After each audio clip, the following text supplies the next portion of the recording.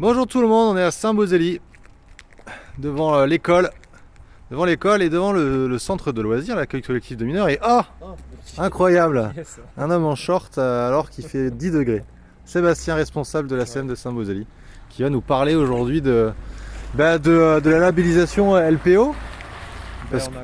parce que le centre est aussi devenu refuge LPO depuis Ouais, un bah, petit moment. depuis, moi je suis arrivé en février de cette année Ouais, et on a commencé à mettre des actions en place à partir de mai.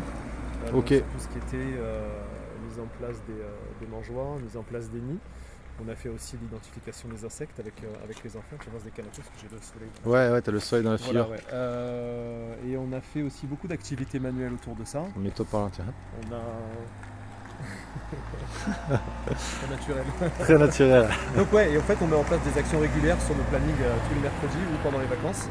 On a fait intervenir aussi Laurie qui est venue faire une journée LPO directement où on avait peut-être une vingtaine d'enfants.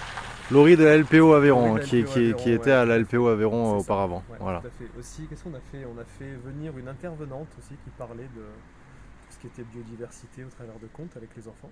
Ok. Avec une association qui s'appelle Aporia Culture qui fait partie de Saint-Nosely.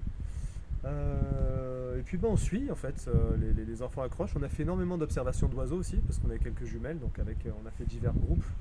Principalement, on a tout installé sur le plan d'eau qui est juste en dessous, à peu près à 300 ou 400 mètres avec une mare et tout ce qu'il faut. Donc là-bas on a mis les mangeoires, les maisons insectes et aussi les petits nichoirs. On va faire un Les tour. entretient régulièrement. Ouais. Ah ouais, on va aller faire un petit tour en même temps, voir un peu tout ça. Allons-y. Bah bien on peut aller. Ok, on est devant. Devant une maison insecte. En pensant qu'au début ça marchait pas vraiment. Ouais. Mais bon, là, il n'y a pas grand chose maintenant parce que là, c'est l'hiver. Mais cet été, on a eu vraiment énormément de trucs à l'intérieur, beaucoup d'araignées, d'ailleurs, beaucoup d'insectes. Là, on l'a mis au milieu de la cour de l'école pour que les enfants puissent le voir. On en a mis derrière aussi, derrière la cour de l'école, Ouais. où il y a vraiment un espace où on laissait vraiment des herbes bataillées avec énormément de fleurs. Et là, il y a une grosse maison d'insectes qu'ils avaient fabriquée, avec tout un bric-à-brac de tuiles et de trucs qui n'a pas été entretenu et qu'il faut qu'on refasse là. Sûrement le refera sur un des mercredis des plannings ou des vacances. Ok, Et ça après, marche. on a donc, comme je disais, le plan d'eau en bas qui est vraiment la source principale où on descend régulièrement avec les enfants et où là on fait de l'observation et d'oiseaux et des batraciens, il y a tout un tas de trucs. Chouette. Sympa. Ouais. Ouais, bah on va aller voir ça. Allez. Donc t'avais là et t'as là-bas. Voilà. Hop, nous revoilà. Donc là on est sur le plan d'eau où il y a une mare où il y a énormément de diversité, surtout des batraciens et des serpents.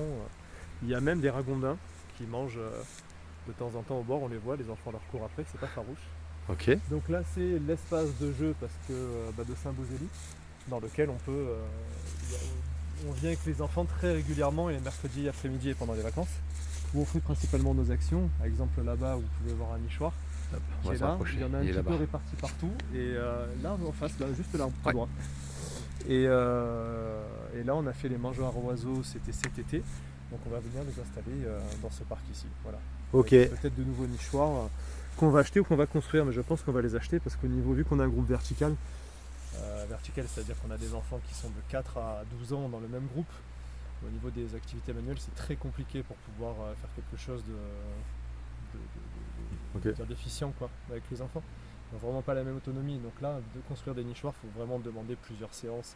Ouais. Et c'est avec des grands, avec les petits, on ne peut pas les faire. Donc en général, ce qu'on fait, on se focalise sur la pause et après sur les jeux autour de ça, quoi. On a créé un jeu du type bataille avec des noms d'oiseaux, avec des forces. Et en fait, ils jouaient avec la bataille avec des noms d'oiseaux, ce qui fait que en fait, ils peuvent identifier les oiseaux et les noms en fonction de s'ils Ouais. gagnent leur carte ou pas. Ouais, on a fait un petit jeu comme ça, mais Cool. bon, c'est sympa.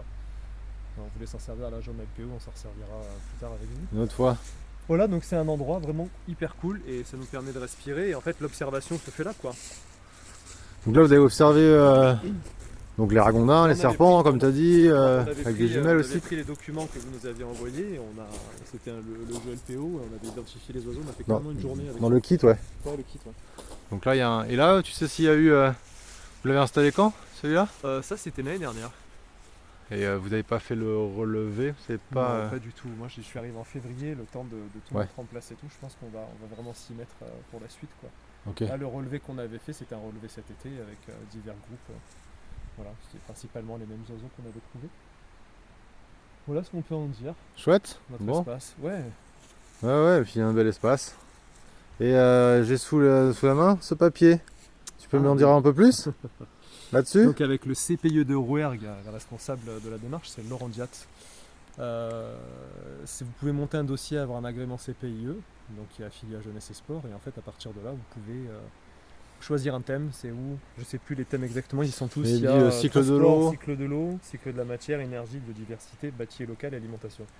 Donc vous avez on va dire un formulaire à remplir pour faire, on va dire, un pré-diagnostic de la structure en fonction des besoins, de ce qui est existant et ce qui n'est pas existant, ou de ce qui est en cours.